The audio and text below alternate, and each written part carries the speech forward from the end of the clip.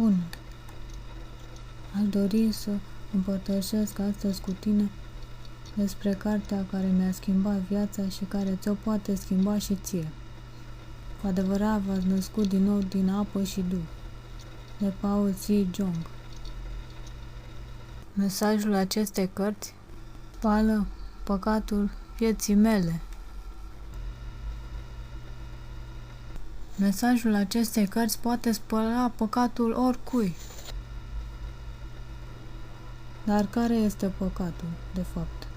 Noi toți ne-am născut cu păcatul original moștenit de la Adam, care este scris în Marcu 7, cu 20 până la 23. Domnul Iisus a zis că ce iese din om, aceea spurcă pe om, căci din lăuntru, din inima oamenilor, ies gândurile rele, curviile, prea curviile, crimele, hoțiile, înșelăciunile, vicleșugurile, blasfemiile, lăcomia, faptele rele, mândria, invidia și prostia. Acestea sunt cele care vă spurcă. Deci, nu putem fi acceptați în Împărăția lui Dumnezeu datorită păcatelor care este în inimă. Dar dacă credem în toată Biblia, Vechiul și Noul Testament împreună, așa cum sunt explicate în această carte, atunci vom scăpa de ele și vom avea inima curată, așa cum scrie în Noul Testament. Ferice de cei cu inima curată, căci ei îl vor vedea pe Dumnezeu. Această carte este prima din timpurile noastre care predică Evanghelia apei și a Duhului în conformitate cu Sfintele Scripturi. Autorul ne-a lăsat un mesaj prin care ne dovedește că îi pasă de soarta noastră, într-adevăr, și de problema urgentă pe care fiecare om trebuie să-și o rezolve, problema păcatului, și să afle cum să se nască din nou de sus. Cu siguranță, mulți dintre dumneavoastră nu sunteți familiarizați cu Evanghelia renașterii din apă și duh, de aceea am încercat să pun accentul în fiecare predică pe Evanghelia botezului lui Iisus și a crucii lui. Dacă n-ar fi fost botezul lui Iisus, atunci nici crucea lui n-ar fi avut niciun sens pentru noi. Acestea sunt motivele pentru care am subliniat și repetat botezul lui Iisus.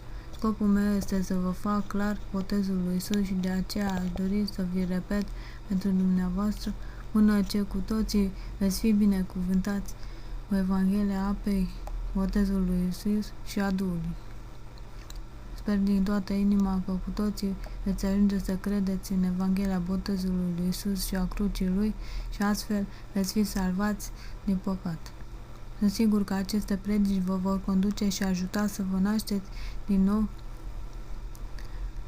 Deci, destinul fiecărui om care se naște pe acest pământ este de a ajunge în iad, pentru că s-a născut cu cele 12 feluri de păcat în inimă. S-a născut cu 12 feluri de păcate, de aceea niciodată nu poate fi acceptat de Dumnezeu decât prin faptele drepte ale Mântuitorului, care ne-au salvat. Așa ne putem naște din nou prin credință. Credința vine din auzirea cuvântului. Precum știați, credința vine din auzire și auzirea vine din cuvânt. Ca să avem inima curată, trebuie ca să credem tot ce ne transmite Dumnezeu, fără să omitem niciun singur lucru dintre cele înfăptuite de El. Legea din care noi credem că putem să fim salvați, de fapt nu ne salvează, pentru că legea a fost dată pentru cunoștința deplină a păcatului. Roman 3 cu 20. Dumnezeu ne-a salvat trimițându-L pe Fiul Său pe pământ, în trup uman, ca să fie botezat de Ioan Botezătorul în râul Iordan la vârsta de 30 de ani și după aceea, după ce a luat păcatele asupra sa, le-a dus la cruce și acolo ne-a scăpat de ele și a înviat, dându-ne o nouă viață. Cât de măreț este Domnul, căci El ne-a scăpat de păcatul care ne chinuie. Și pe tine te poate scăpa dacă dorești. Doar dacă crezi și să nu te bazezi pe inima ta, pe propriile tale valori și gânduri. Căci omul care se încrede în inima sa este blestemat.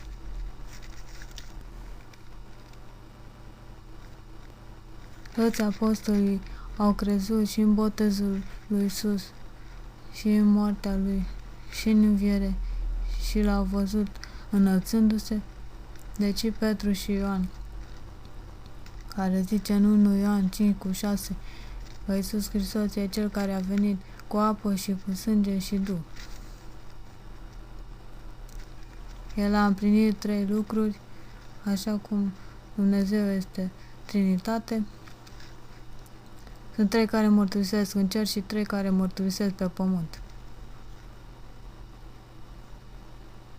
Doar dacă am fi puțin atenți și dacă am avea respect pentru cuvântul scris și să credem tot. Omul cel mai binecuvântat e cel fără păcat, cu păcatul și fără de legile șterse. David, după ce a făcut păcate grave înaintea lui Dumnezeu și și-a dat seama că a greșit, el a mărturisit lui Dumnezeu că s-a născut în păcat și în fără de lege. Și doar dacă Dumnezeu îl va curăți, atunci va putea avea iarăși bucuria mântuirii.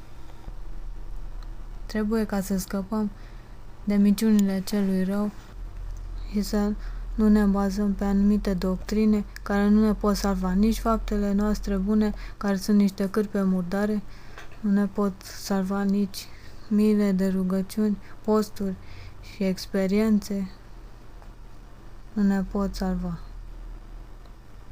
Decât dacă ne naștem din nou din apă și duh. Adică naștere de sus, care nu este din voia vreunui om sau din trup, adică din părinți, decât din Dumnezeu.